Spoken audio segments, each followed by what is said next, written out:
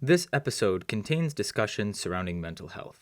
If at any point during the episode you or someone you know is in need of support, call 988 or visit iasp.info for help.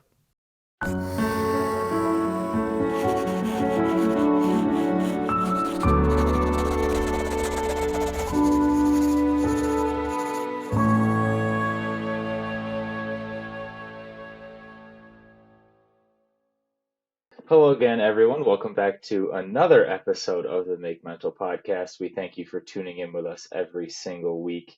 And once again, another fantastic guest, Emily Esposito. Thank you for joining us today. Thank you for having me on. Seriously, it's an honor to be able to talk in these spaces about important things like mental health. Yeah, 100%. But I mean, again, the credit goes to all of our guests. We're the platform, and sometimes I like to go on side tangents and share a little bit about myself. But obviously, people hear from me every single week, so we're more curious about you. So, would you like to give us a little rundown of who you are, what sports you played, and what you do now? Yeah, so wow, jumping right into it, I always like question where to start, what's important. Um, Grew up, had two older brothers. I always throw that in there just because that's kind of where my competitive nature came from. My oldest brother is 8 years older than me, so like talk about trying to keep up with someone. Um, And I think that's kind of just where my active nature came from. I played basketball, softball, soccer most of my life and ended up getting a scholarship to Villanova for basketball. In my mind, I'm like, oh my God, this is perfect. The only thing I'm looking at the time is, all right, let me like find the best school, the highest school that I can play at. Villanova men's team had just won the national championship. Why I think that necessarily has anything to do with the women's program, I don't know. But I'm like, oh, this is great. Like, I'll still commit. My first year there, we were ranked 15th. So, right, you think, oh my God, this is ideal. He redshirted all his freshmen. My coach did. So that was a little bit challenging. You know, you hit certain struggles there. Um, I was there for 2 years, ended up starting the end of my redshirt freshman year. Even so, culture wise, it just did not align with me at the time. There were a lot of things that it wasn't necessarily what I had gone there for. It wasn't how I was recruited there. I ended up transferring, um, which was really difficult for me because, you know, transfer D1 to D1 at that time, you had to sit out a year unless you got a waiver. Attempted to get a waiver, didn't happen. Started talking to lawyers. I was like, I never thought in my life, like, what, lawyers for what? Dealing a little bit with that. Finished my career at BU, was a grad assistant last year at Arizona, and now I'm in that athlete transition phase. It's like very much every day I'm figuring out a little bit more of myself. I'm processing my college athletic experience. I'm trying to develop myself as a person and, you know, kind of give purpose to my pain through all of that and serve other athletes and honestly just kids in general, helping them figure out who they are before they go out into the world and are really told who they're supposed to be or told who they are. So that's a little long story short, that's a little bit of who I am. No, it's fantastic, and I think it's a admirable challenge to take on. Not only, especially when you're going through it yourself, right? Like you're Mm. experiencing the world outside of sport, even though you're still coaching for the first time, and the fact that you want to help others while helping yourself is kind of a neat way to go through the process. And I think it's beautiful that platforms such as yours exist. You were too humble; you didn't even bring it up. The empowerment. Um, the purpose for empowerment to just create a community, connect, engage, and support one another. You hit on it perfectly in your little intro there, but I can relate in the sense that I have two older brothers as well. So sports was kind of just something that our family did, and I tagged along as the annoying little brother. And I never understood probably until I was like 9 or 10 why they wouldn't let me win.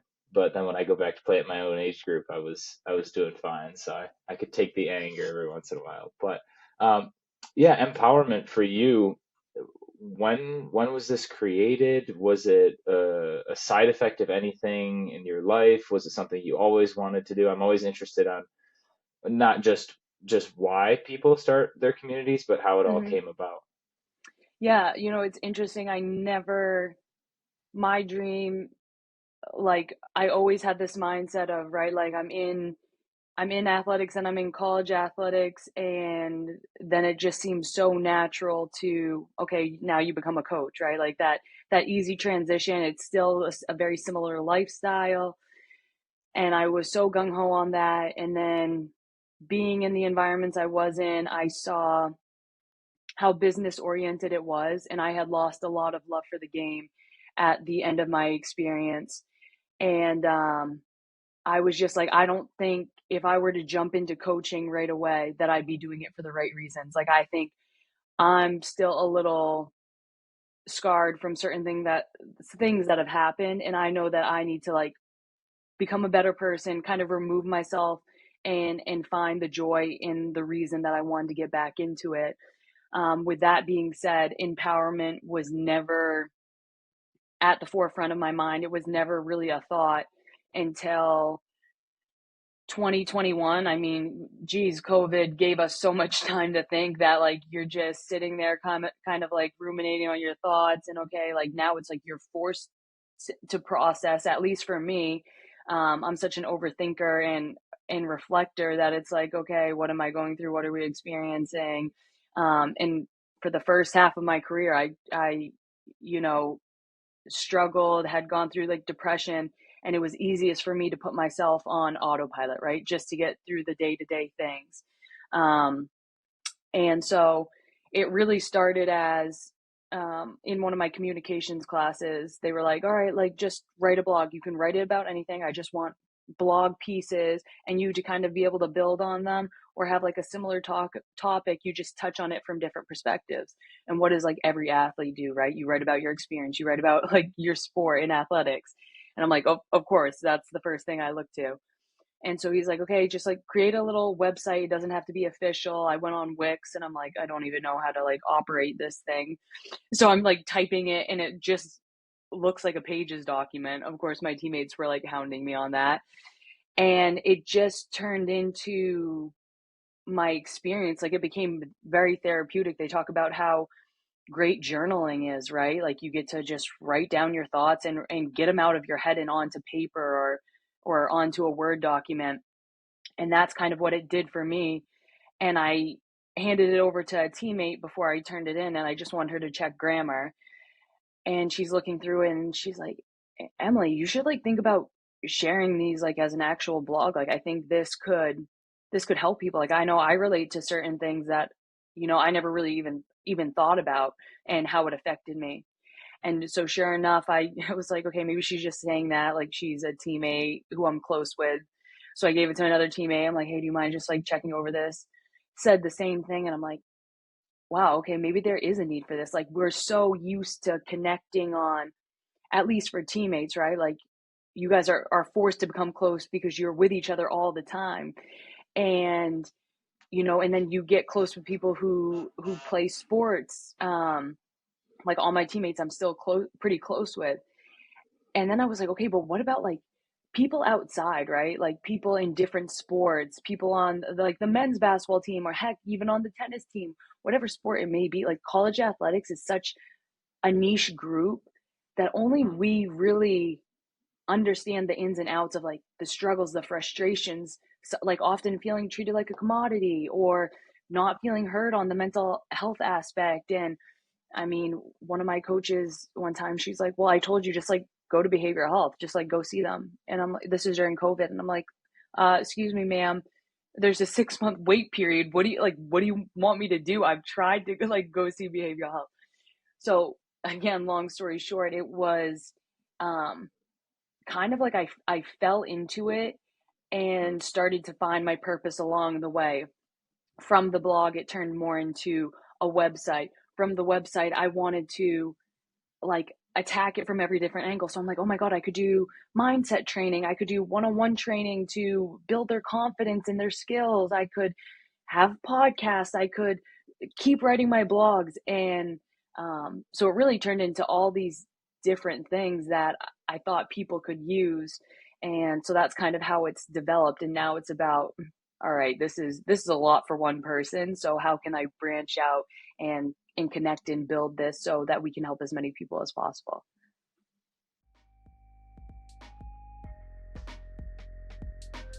Go Global is a free flowing technology company that handcrafts, embellishes, and manufactures garments and accessories. Designed on the principles of people, places, and possibilities, Go Global reimagines fashion and is inspired by you, the people of the world. Yeah, it's beautiful. I mean, I love how you just dove into it. You were like, ah, it's for an assignment, whatever. Like, Hmm. come on. And then Yeah. some of your team, like you just, I'm assuming it was like, not that it didn't matter. Obviously, you poured your heart into the pages because, like you said, it became therapeutic. But like as soon as your teammates started to connect, that light bulb went off. Where it was like, oh, I'm not alone, almost. And I know that's crazy to say or to think, but it's really not if you strip it down, right? Like you mentioned tennis athlete versus a basketball athlete. Well, that word athlete is still there. We all still have to show up to our respective practices. We all have to try and best as we can follow some sort of routine, some sort of eating pattern, some like everything. We're all going through the same experiences, just playing a different sport. And I kind of relate that to mental health in a sense where what causes you depression and anxiety is not the same that causes me depression and anxiety, but it's both of those tangible depression and anxiety mental health things that we're experiencing. So I think the fact that you're able to take your experiences as a Division 1 basketball athlete and relate to me, a Division 3 soccer athlete, pretty much in Canada, like that's crazy that it's, but it's also at the same time it's beautiful to see. Did you ever imagine reaching this many people? And I know you're going to reach more. So what does that mean to you on a personal level that your stories were not only enough for you, but enough for other people? Yeah. One, really quickly, I want to go back and touch on something you said, right? Like these, like what causes you anxiety and depression may not be what causes me, but we're both experiencing it, right? And I just remember one of my biggest frustrations after differentiating me as a person and me as an athlete, right? Like when I transferred, that's when I realized that like they were two different people, and they needed to learn how to like coexist in a healthy way.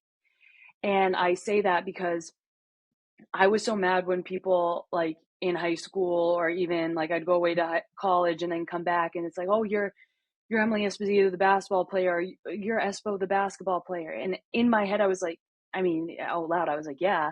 But in my head, I'm thinking, yeah, but I'm so much more, right? But I beat myself up hindsight because that's all I showed him. All I showed him was Emily, the basketball player, because that's all I had confidence in. My worth was so tied to it that this is the one thing I was decent at, that this is the only thing I'm going to promote. And my whole point in saying that is once I started sharing my story, once I got vulnerable, like once I stopped with the hollow words and like got past the surface level, and I'm like, listen, like I had depression. I stopped going to classes. Like at the time I just thought, oh, like wow, this is college is tiring, right? Like college athletics is brutal, man. And then I look like I'm dropping classes, I'm skipping classes. My roommate's like, Emily, you haven't gone to this class the past 3 times. And I'm like, yeah, I'm just tired. And looking back, right, that's not normal. Like I was depressed, and I'm talking about that type of stuff, or I'm talking about my learning disabilities and having ADHD, and how, I struggled to learn plays. And at first I was so like, I didn't tell any of my teammates at Villanova. They just were like, Emily, like we've gone over this before. And again, it was like not me. Like I didn't know how to advocate for myself. I didn't know how to say, listen, guys, I struggle with like short-term memory stuff. I I need to go over this again, right?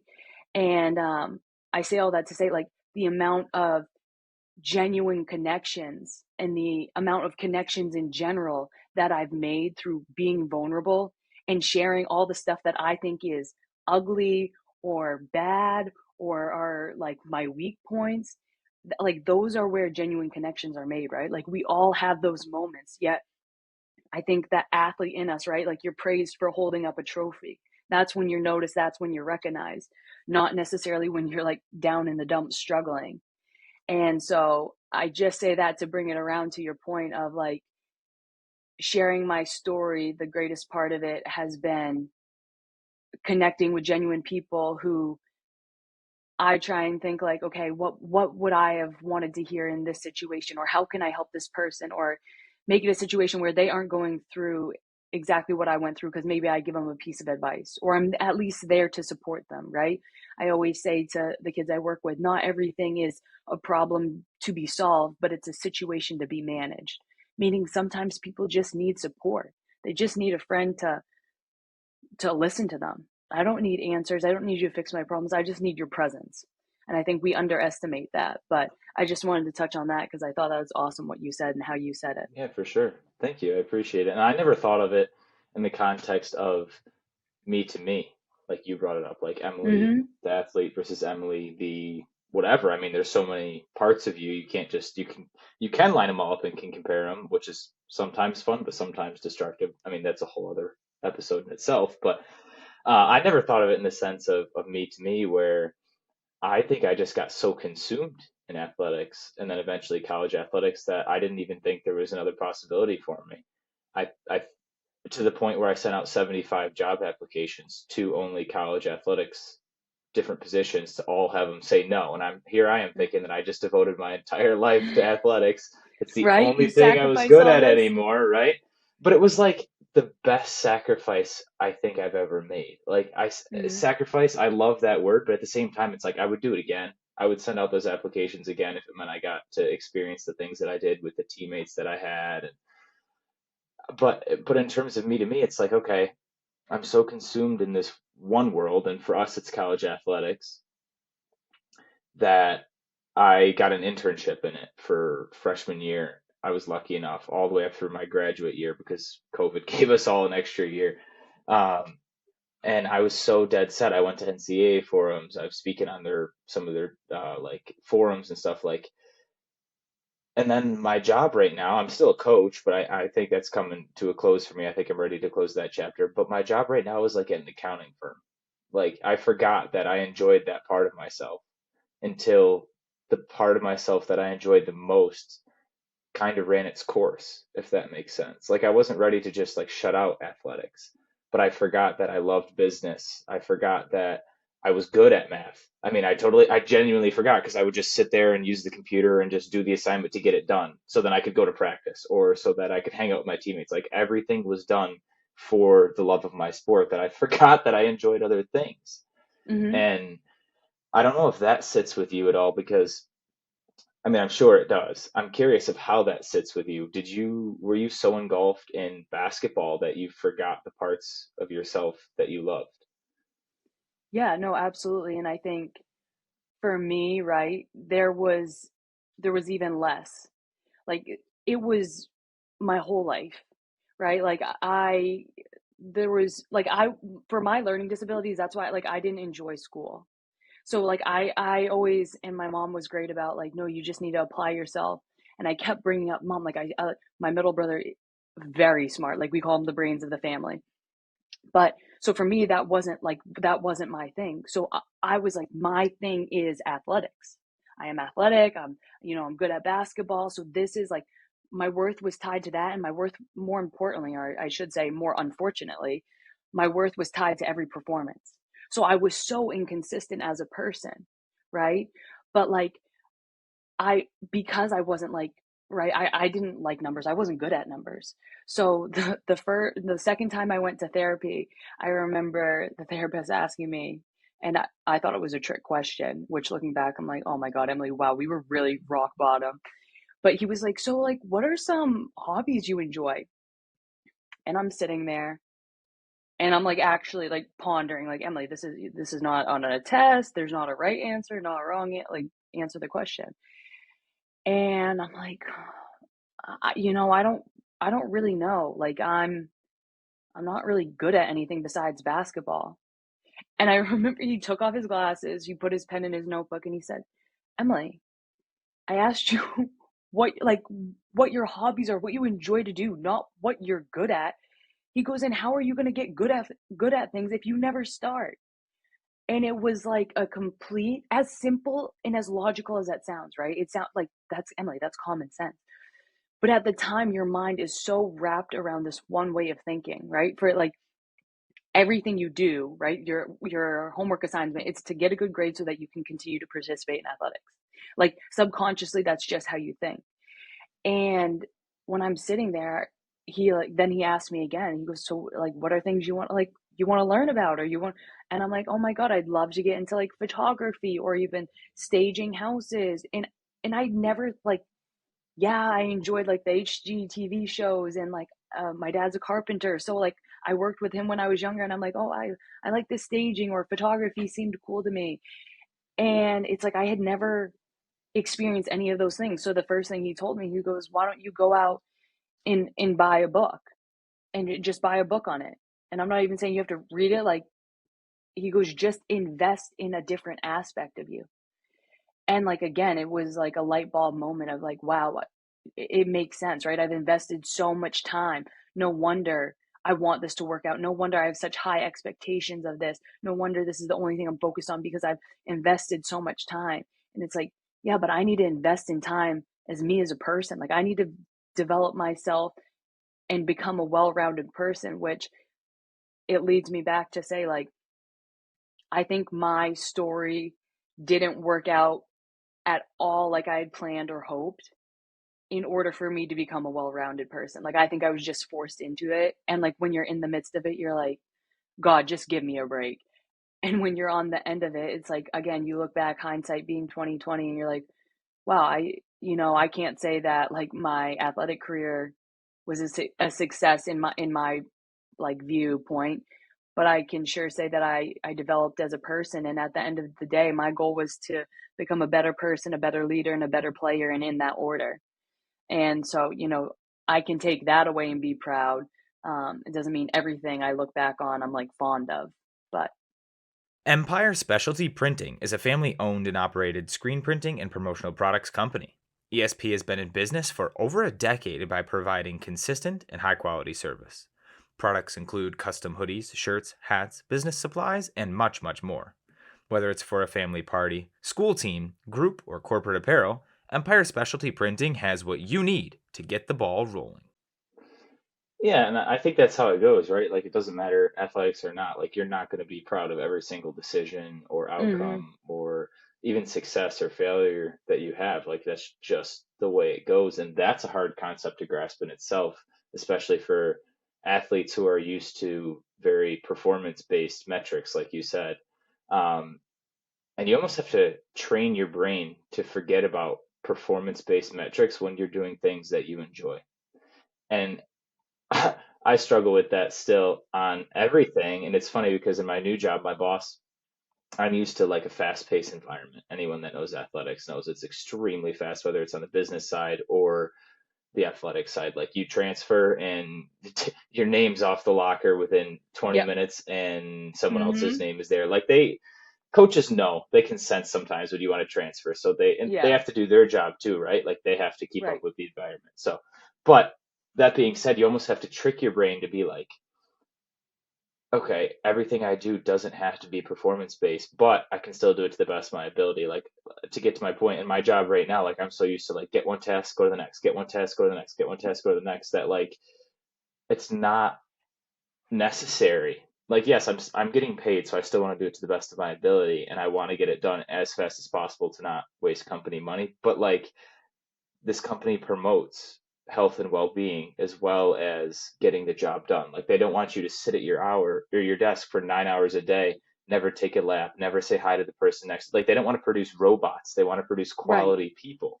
Because right, if you move up in their hierarchy and become a partner, a principal, whatever within the accounting firm, they want to make sure that you instill those values in the people below you. mm-hmm. How how do you hope if people come to empowerment they see that you're similarly working for that. Yes, you're still trying to promote you're becoming a better person. You're not trying to just destroy the athlete that was built and forget all those morals and values. How do you hope they take empowerment away in a sense of like, okay, how can we shift some mindsets, or how can we build upon the base that we already have? Yeah, so I think regardless of if it's we encounter these athletes while they're in athletics or post athletics, right? Like my biggest thing is there are so many incredible qualities we learn as athletes that are honestly second nature to us. Something so simple and basic, right?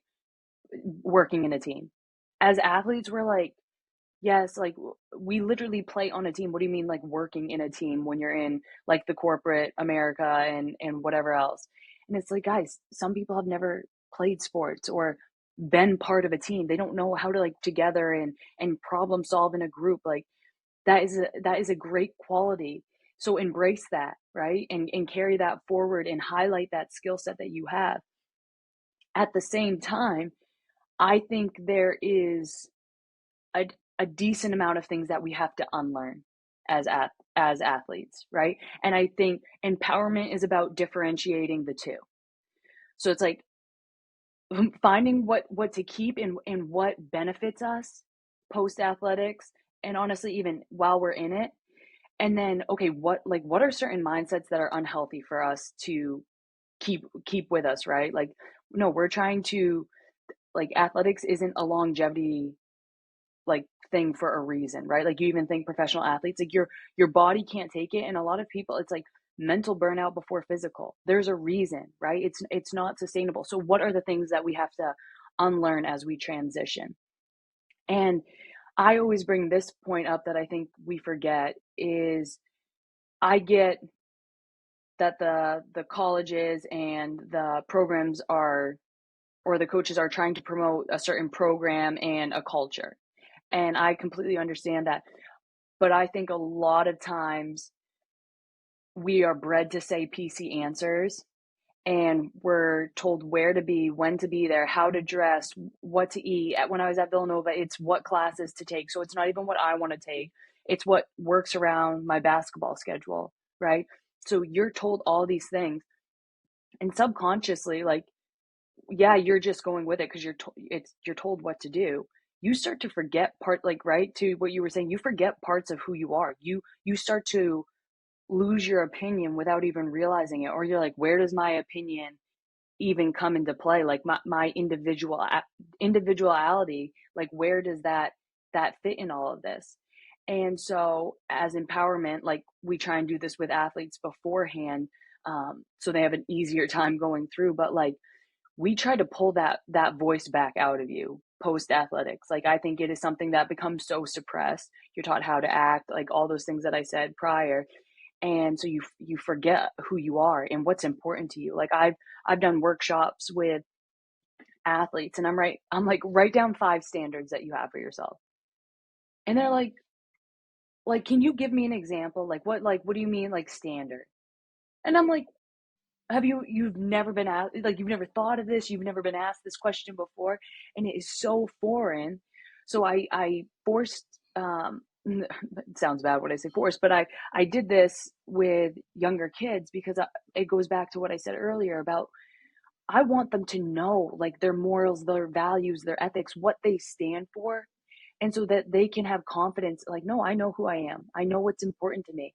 One, to make better decisions, but two, like I said earlier, to know themselves before someone tries to tell them who they are. And I'm not saying don't go in there and be a good teammate and buy into the program that the coach is setting up. But there's a way that you can balance both. There's a way you can be the best teammate and a team player and work hard for the program while still knowing who you are. And it's about figuring out, okay, does this program's morals, values, ethics align with mine? Right? And there's some give and take and sacrifice you have to figure out. But if you know who you are, it's much easier. And granted, it will be a better situation than being forced to figure it out later. Yeah, I mean, that's a beautiful answer, and I had a question, and then you answered it without me even to ask it. So it's a beautiful thing when Oh, that happens. perfect. It keeps me on my toes. I want to go back to the point where you talked about when you asked your, I guess they're not clients, when you asked the people you were giving your presentation to write down 5 standards. I go back to a guest we had on earlier on the podcast, and she spoke about when her therapist asked her, what her favorite song was, what her favorite color was, and those simple questions. And all she could think of was her friends' favorite songs and favorite colors because she'd forgotten who she was, that she became like a chameleon and just did things for the betterment of the team all the time, that whenever they were in the car, oh, well, let's listen to your favorite songs. Oh, let's do this because you like it. Let's go to this restaurant. Like she forgot her favorite food at one point, which is kind of sad. And but that leads me to think like this is a larger problem than it might seem. And I'm not saying a larger problem that's not a solvable one or it's not one that you can work on. But how do you notice, I guess, how do you suggest that an athlete take notice of when they might be going down that slippery slope of only buying into the team or the institution standards rather than trying to integrate them with their own? Yeah, I think this is maybe, for me, it seems so logical and simple and to the point, and at the same time, a little out of the box because we're thinking athletics. But I would say, like, I think people struggle to do things by themselves nowadays, right? Like to truly be by yourself. And I'm not saying like, oh, I'm laying in bed before I actually go to bed and that I'm scrolling through social media. Like you're not, in my opinion, you're not by yourself then, right? You're not doing any like self-reflecting. I would say the best way to do it is reflect on your day. Like that's what I missed out on my first 2 years. I felt like I was just every day like I was pulling my foot out of mud to stick it in more to just trudge through. And that's when I became an autopilot. And again, it's like you become robotic of just, okay, like when people say go through the motions, when coaches like get mad about that, that's like how I was living life, literally just going through the motions, waking up and going to practice because that's what I had to do. And then from there I was doing the bare minimum. Like I said, I wasn't even going to classes. But I would say if you can simply go for a walk. That's what I started doing at BU. It's like, nope, I need time. I need time away. And whether I really wanted it or not, sometimes you have to force yourself to be in that environment, right? Like go for a walk and heck, listen to a podcast. And then I'd find a bench and sit along the Charles and I'd just sit there for a little bit. I'd reflect on my day. If I didn't have time earlier in the week, I'd reflect on my week. Well, okay, what went well, what didn't, what like are some hard decisions I had to make? Am I holding myself to these standards that I have? Okay, where can I be better? And I think the where I made it more manageable for myself was like the idea of 1% better, right? Like I just have to find an area where I can be 1% better today. And then I know I've made progress and it's not this big daunting goal, right? And I think even the idea of goal setting, right? Setting goals for yourself outside of athletics. I'm not even like not no stats. I don't want any stats on there. I want like I'm taking time for myself. How am I going to do that? Right? Like the good, better, how goal setting that we use all the time. It's like, okay, find like, or write down 3 to 5 things that you're good at, which everyone struggles with. So again, it's like struggling to know ourselves, right? And then better, okay, 3 to 5 things you want to get better at. And then how, that's the key part. How am I going to do it? What are like the call to actions? How am I going to put this in play? I think that's the biggest thing we miss. So I would say like taking time to yourself, journaling, reflecting, going for a walk, heck, getting off campus, going to museums, simple things that take you out of your college experience to remind yourself, I'm a human being, right? Like, yeah, I'm going to class and practice and I feel like a full-time employee, but no, at the same, like I have to pull myself out of that environment sometimes to be like, sit back and be like, no, I'm a human being. Like I'm a college student. And I think we forget that sometimes as athletes, right? We're like, oh, like I'm a student athlete, right? No, I'm a college student too, right? You just reframe it differently and you're like, wow, yeah, I didn't realize that.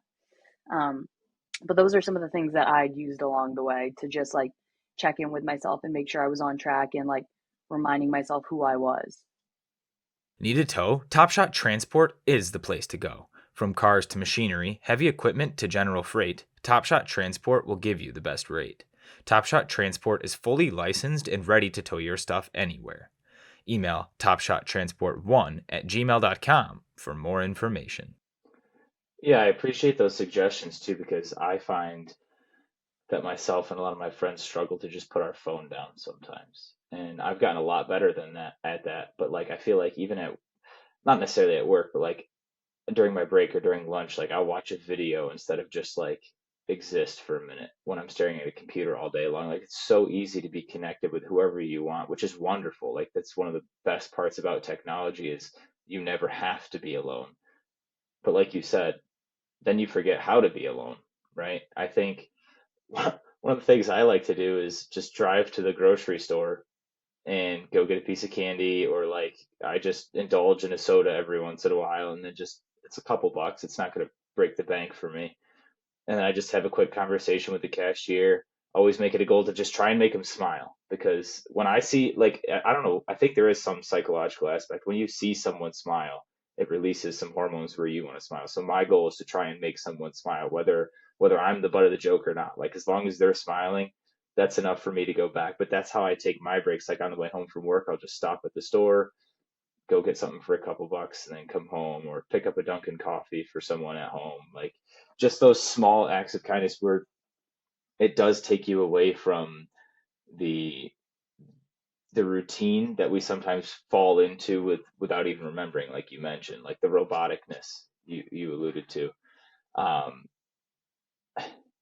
I'm curious too if we're scared of those parts of ourselves. One, because we get comfortable and we just assume the role of the athlete on campus. It doesn't matter if you're the captain or not. Like we all Right. wear our gear Yep. everywhere. Like we get all those backpacks. Sometimes you have to pay for the extra stuff, but it is what it is at lower divisions. Right.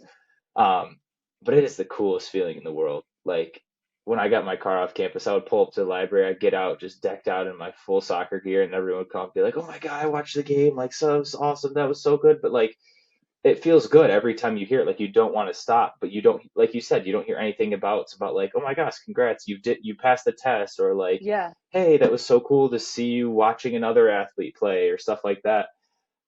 Do you think, I guess this is a two-part question, so we'll just keep it to one at the beginning. Do you think we become addicted to that level of, or to the platform, I guess? I won't even use level of fame because for some of us it's only in our campus. Do you think we sometimes just get addicted to the platform and the privilege of being an athlete? Oh, absolutely. I think, you know, you get to, for some schools, be chartered places. You get to miss class for games. You are, as much as it is a job and as much as we have sacrificed, and I believe so many athletes earn that position, right? There are so many privileges that come with it. And to your point of being like, more often than not, because right, like it's rare to be a college athlete, you're noticed in class, you're noticed on campus, to your point of wearing the gear and stuff like that. um and I think post athletics, we start to, right, like in my community, none of the younger kids know me. But when I was like growing up, or when I had just gone to Villanova, all the high school kids, it's like, oh, like, how's college going? Oh my God, I saw that game, right? Like, it was stuff like that even back home.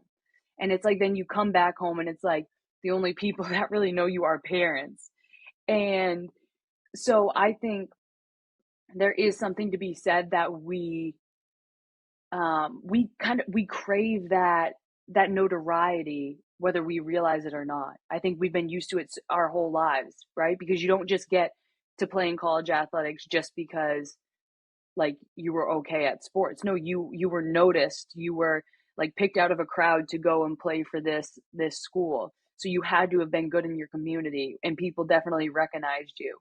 And so I think there are times where, it means a little more to other people, or to other athletes, than certain people. But I think there's a struggle in that, because I think it comes back to validation, which athletes inevitably look for. We look for it in stats. We look for it from our coaches, right? There's so many places where we are externally validated that it becomes part of our existence, that we subconsciously look for that, right? For for our classmate to be like, oh my God, I saw the game winning shot, or oh my God, I saw, like to your point, like I saw that game.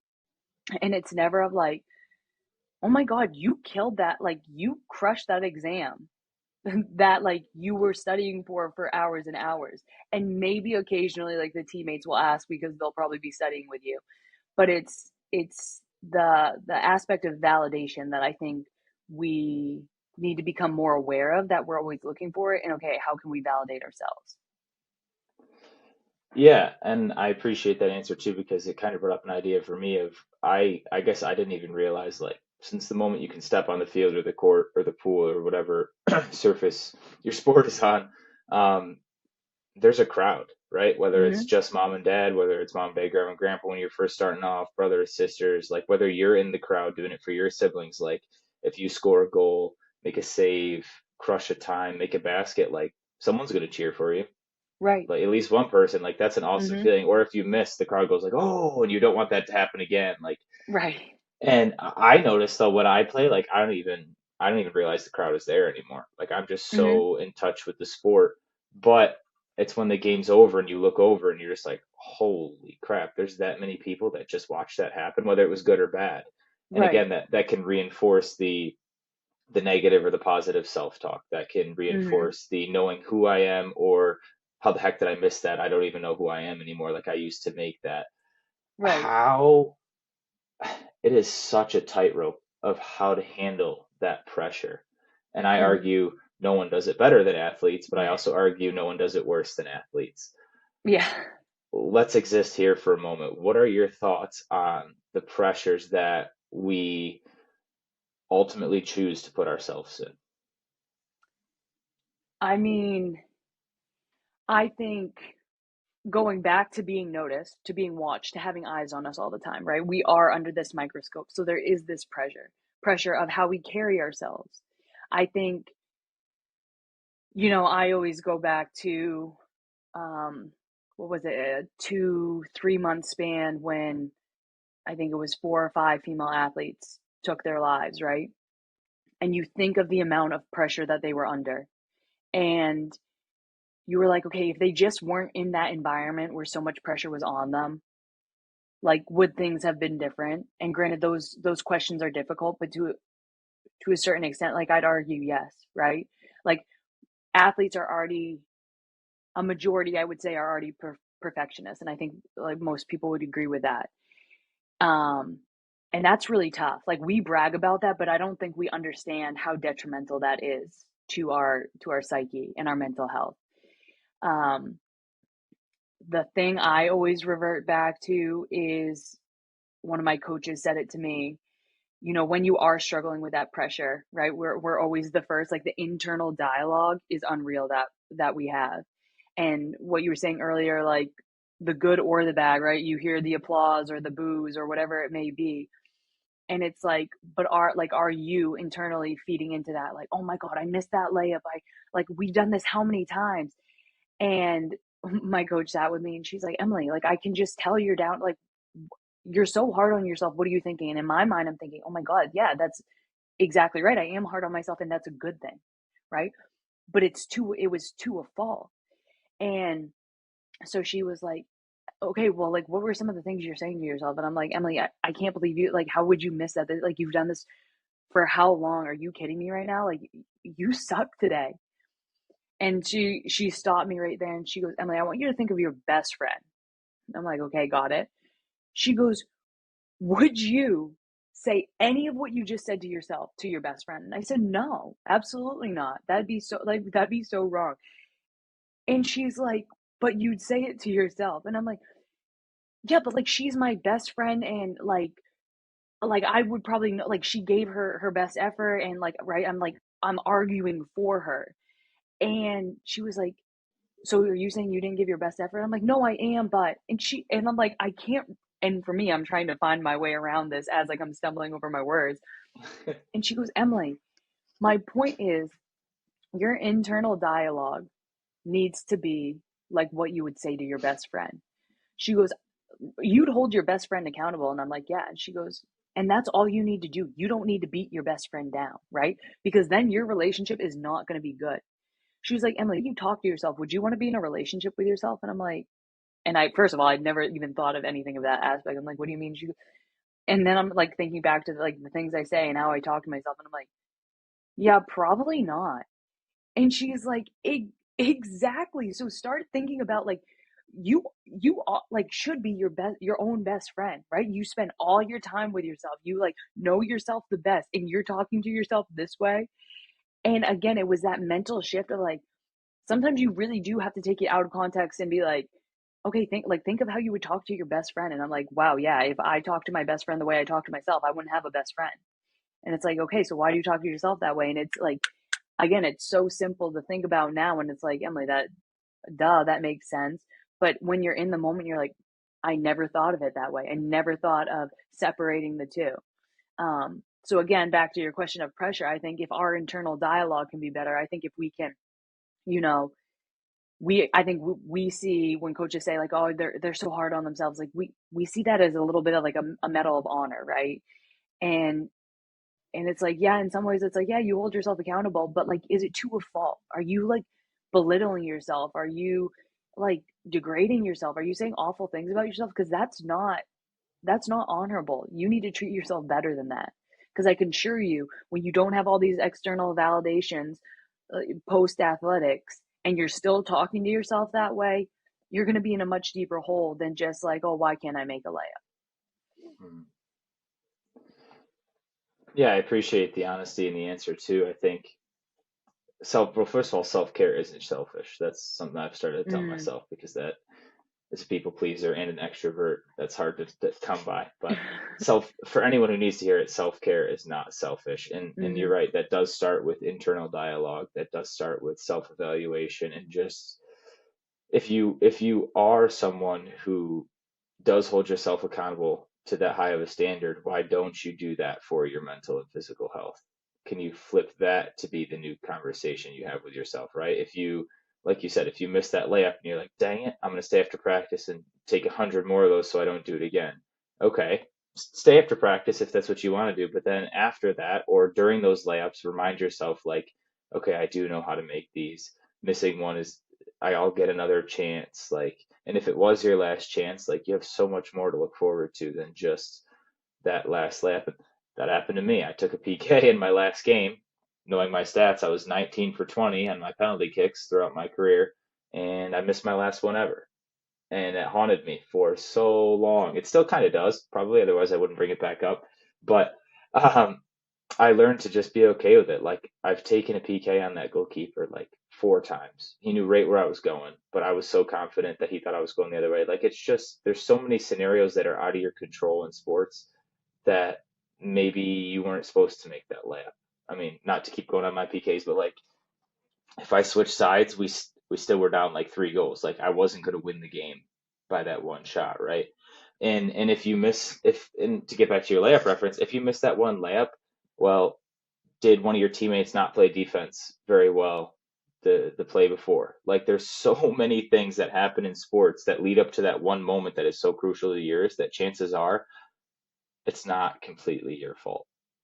And I think that's an honest conversation to have with yourself as well. Like we have to learn what's in our control and what's not, and learning to let go of what's out of our control is also tough for athletes because usually if there's an issue, you can stay after and take 100 more laps in order to get it down.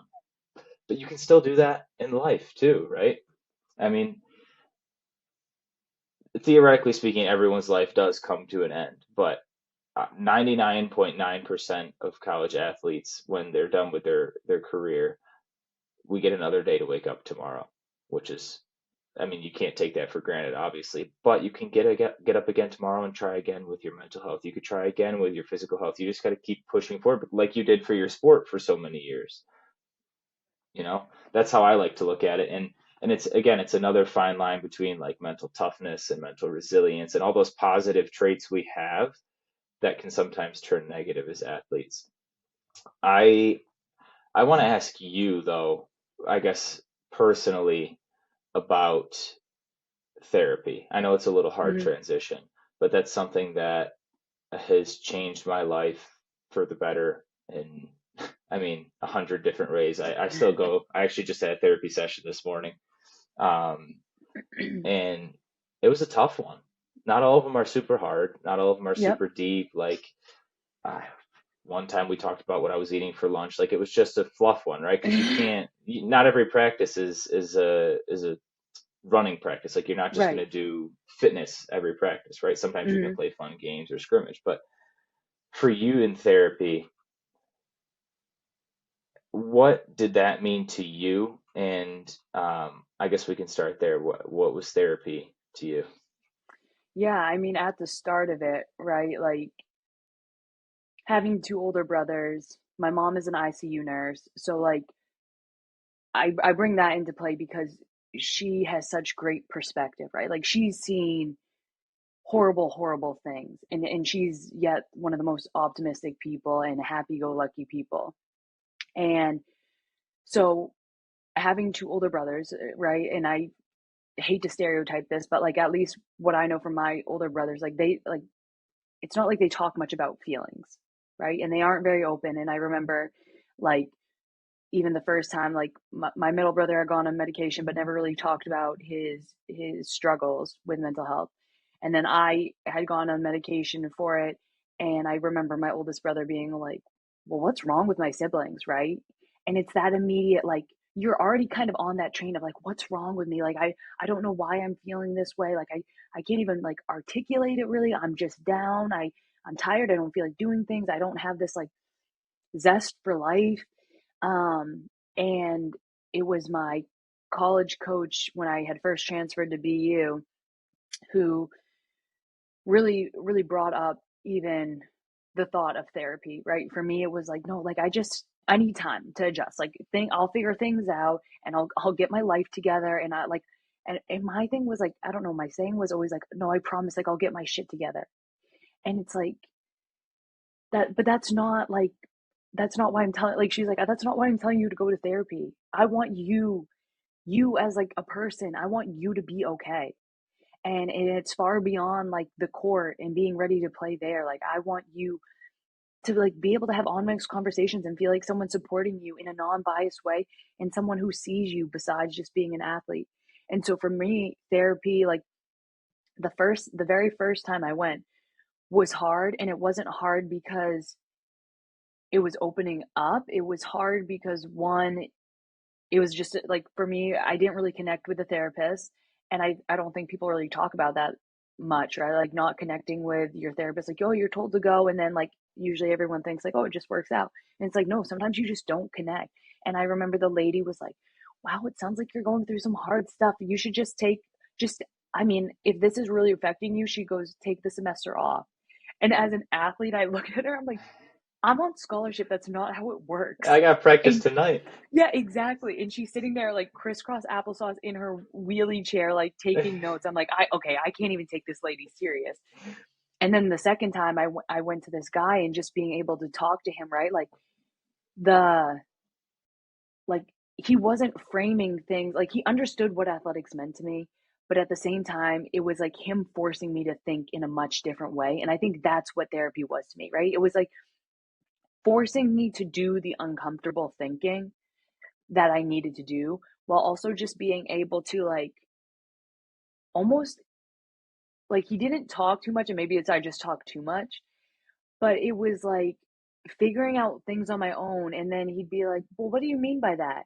And then I'd articulate it in a different way. And he's like, okay, so see, that's how you really feel about it. And I'm like, again, it's like light bulbs going off. And it was just a space for me to decompress and lose all expectations. Like there was no expectations in there, and my coach wasn't going to find out what I was saying. And I think that was such a relief. Not that it was about her, but honestly, some like a lot of it was family stuff, and I held that close to me because I don't know, we're embarrassed to share those flaws and that not everything's perfect with our life and with our family. And um transferring at first, right, like you don't, I just didn't want to like dump all that on my new teammates who I barely knew or my coaches. um so ironically enough, like to say it in a succinct way, I'd say like therapy to me was a safe place that I could come like as a whole person, my flaws and all, and just kind of lay them out there without fear of judgment. And I think that was rare, especially as an athlete. College can be a roller coaster, but Zant's got your back. First session? Absolutely free. After that, just $25. Easy on the pocket, heavy on support. Stress, burnout, addiction, or trauma. Zant's expert coaches are here for you. Download the app, kick stress to the curb, and own your college journey. Your mental health, your way. Zant. Download and thrive today. Yeah, and I appreciate you obviously sharing your experience with that. And I want to just highlight the point where you said you didn't want to dump it on your teammates or your family. And I think that is a main scare for not even just athletes, but anyone who is entertaining therapy in general, right? Like if you're blessed enough to have uh, a mother and father figure in your life, or siblings or grandparents or someone that you consider family, chances are you already know the response you're going to get from them when you Right. share this thing. Like you're just around them so much, and you know that response that they're going to give you is out of love, right? It's not Mm-hmm. because they want you, but it's just like I know what you're going to Yeah. say. Like I know I'm supposed to figure this out. I know you can help me, but Mm-hmm. they're also going through their own shit, right? Like they have Right. stuff they're going Right. through as well. So I cannot stress therapy enough, and I will do it every episode, because whether you approach it with the mindset of, oh, they get paid to listen to me complain or not, like, okay, go then. Like, if you can afford it, go. And thankfully, there is more affordable options out there now for therapy, which we're not quite there in my opinion yet, but we're getting closer. But just to have that person you can talk to and just say literally whatever you want is it's just awesome, and it's so freeing. And like I said, some days you're talking about your chicken Caesar salad, and some days you're attacking the root source of your anxiety or your OCD or your depression, or you're having these conversations with yourself. Like you said, I think that's what therapy was for me. It's you're my therapist right now and I'm rambling. Like that's what it is. But I need that space, because as much as sometimes journaling is helpful for me, sometimes I need to talk it out, because I don't sometimes I just stare at a blank piece of paper and I just write not today in my journal. Like that's the extent of my brain capacity. But then if I were to have a therapy session, my therapist, she forces me, like you said, to answer those questions that I want to answer. I just for some reason can't bring myself to. And that's okay. But I appreciate your take on therapy. And like I said, you're not weak for it, honestly. You're really not. Because if you've never heard this analogy before, I think a lot of us athletes have, but you'd go to the gym to increase your vertical for basketball, right? Like, why not go to the mental health gym of a therapist, if you can picture that for a second, and increase your willpower, your brain power, your knowledge of yourself, your knowledge of others. That was a big one for me, to understanding where other people in my life came from. That was a huge part of therapy for me. And I was like, they just don't get this, they don't get that. And it's like, okay, well, can you see it through their lens for a second? Like step back. Like it's just so either freeing, relieving, or insightful at all different points of therapy. And again, there's really no harm in trying. If it's not for you, it's not for you. But I argue it's one of those things where just, even if you don't think you need it, just try, because chances are you don't know that you need it. And that sits with me, because the first question my therapist asked me, my first therapist, it took me two therapists, similarly to you, is why have you come to see me? And I didn't know. Yeah. I was like, well, it's because I had an anxiety attack in the middle of practice and now I'm really freaking embarrassed. Like that's why I'm here right now. Yeah. But Yeah. it was more than that. So Right. It's all the I underlying just stuff. hope that athletes or not, people can take that preventative step, whether it's therapy, journaling, or whatever they need to, so they don't have to go through, in my case, an on-field anxiety attack. Like that's the whole point Yeah. of a lot of what we do, is to share things that we wish we knew back then. Yeah. And Absolutely. I think that's awesome. I do have one more question for you before we kind of get into the end here. Going through your entire college experience, and I know you may get asked this a lot, but I want our community to hear it. Mhm. Say you're sitting in the audience of little sessions that I don't know if they're little or not. I shouldn't just assume like that. They're Yeah. probably quite large, but small. I mean, you said you did individual. Besides the point, Yeah. if Yeah. you are your own, like if you're in the audience listening to yourself speak, and Emily goes, "All right, do we have any questions?" What is one question you would ask yourself Oh if my you were back in gosh. college? So say you're transferring scenario from Villanova to BU. Someone like yourself came to your school and said, "Do you have any questions for me?" What would you have asked yourself? Talk about a thought-provoking question. Um,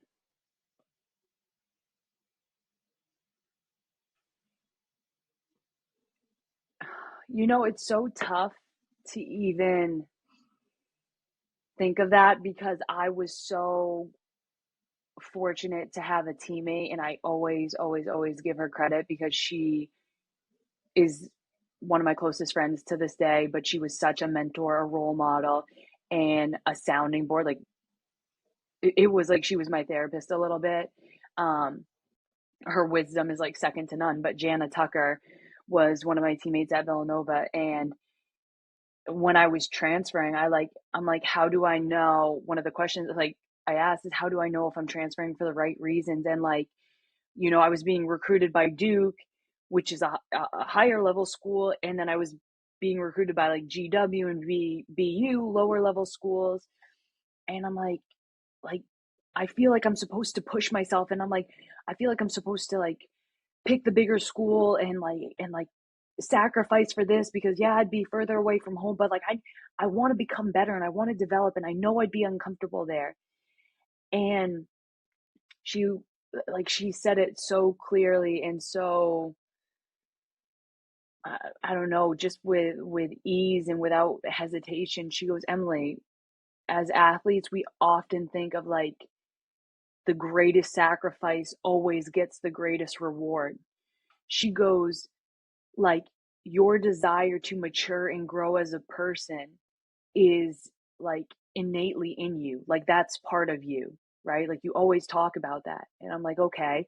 And she goes, so it doesn't matter where you go. You don't have to sacrifice everything and distance from family and go to Duke because you think it would be a more difficult time and and like challenge you more.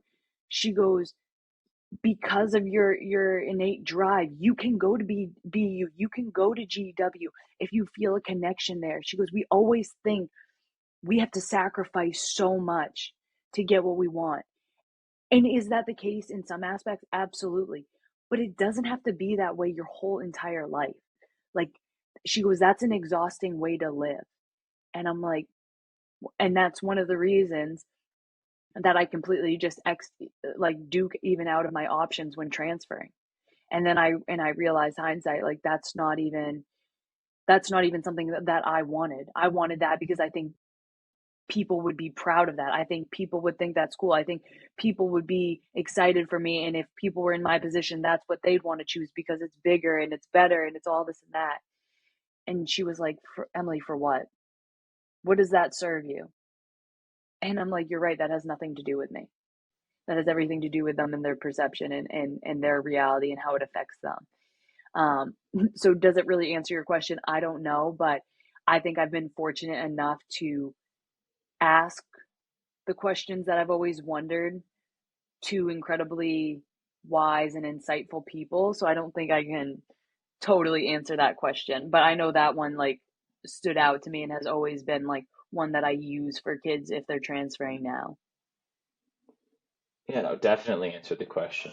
That was perfect. I mean, I had no idea what to expect when I asked that question, but I'm glad did not disappoint. Don't worry there. Okay, good. Um, that is going to bring us close to the end of our episode here. But before I ask the final question, I like to ask every guest. I also like to open up the floor and I just want you to share whatever you want, whatever's on your mind. If you have anything, if you don't, cool. There's no pressure in it. If we missed anything that you wanted to touch on, Hmm. this is the point in the episode where we like to do that. So I'll ask you, Emily, is there anything that we missed that is important to you? Any messages, any missions that you support that you really want our listeners to take a look at or know that's valuable?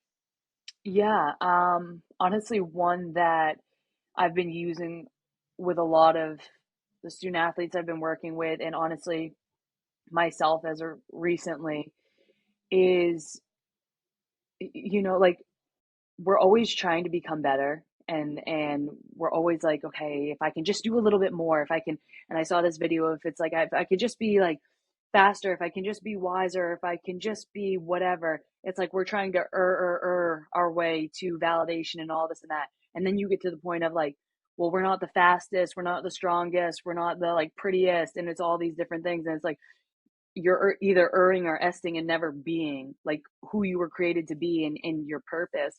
And with all that being said, I think like my biggest thing as of late has been like, you need to own the greatness you already have before you can acquire more. And we don't understand that. Like, we're trying to, we want, like, when you ask kids, like, do you want to be great? And like every hand shoots up immediately, right? Like, no second guess. And it's like, okay, good. That's what I thought you would answer. But are you owning the greatness you have right now? Because you can't acquire more if you don't own what you already have, right? And it's just that mindset of like, give yourself credit where credit's due. And it doesn't have to be that you won a Nobel Prize or that you win a national championship. You are still great in many aspects. Give your credit for that, and then work from there. So that's kind of the biggest one I want to touch on, because I think athletes especially, we struggle to give ourselves credit where credit's due. Yeah, I love that. I love that perspective. I appreciate it. Thank you. Um, okay, so I guess we'll jump right into the final question. I love this Okay. question. I'm so excited to see your answer. Oh boy. Like, yeah, I'll just ask this one. I if Okay, so if anyone's made it this far in the episode, like, first of all, thank you. We appreciate you. Second of all, if there's someone listening to this episode that you think needs a hug right now and needs a little love, who would get your hug? Who's a person right now in your life that you're just like, man, here's a hug from me? Oh my gosh, that is a good question. Oh, and I'm such a big hugger. Like, I just love to give hugs. It could be a group Uh, hug, maybe. well, I just this might sound kind of shallow. I just made an Instagram post, again, being a little bit like vulnerable and opening, but I like was reminded of so many people who have helped me through like really, really difficult times when I just didn't want to be around, and I was struggling and I was frustrated and questioning what is even my purpose, and what's like the point of me being here, and like for them to sit with me in my like pity parties and being down and out. I would say Steph, our athletic trainer who was at BU. So this is going to be a group hug. My All apologies. right, giant group hug. Yep.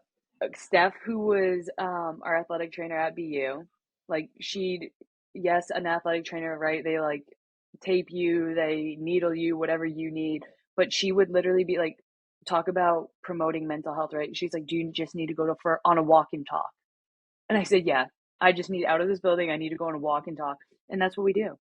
And she helped me through so much before I would even go to therapy.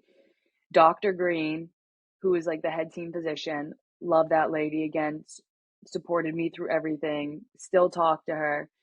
My good friend Aaron Esty, who lived close by and dealt with me in many of my like crying sessions. Jana Tucker, because again, I could call her whenever I wanted and just like get advice, get wisdom, be held accountable. And then last but not least, my mother, like, talk about unconditional love, putting up with me.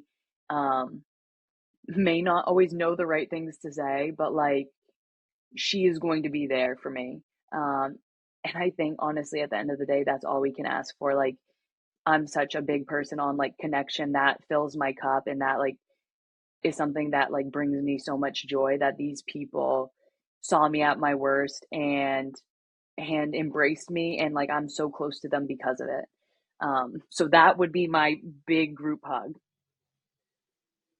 I love it. You're the first group hug we've ever had. Okay, I The love that. Well, first thank group you hug. for throwing the idea out there. But yes, Yeah, Well, it is such a difficult question when so many people have been in your corner even at different points in your experience, and I think it's just so cool to know that like at each step of the way there might have been anywhere between one or three of those people in your corner that at the time you didn't necessarily realize that's what they were there for until now you've yeah, come back after. Like you said, like, do you want to just go on a walk and talk was probably like one of the best things that could have happened to you. yes, But like, and you started to look forward to it, I'm sure at some points you're like, oh, let's go. I have this.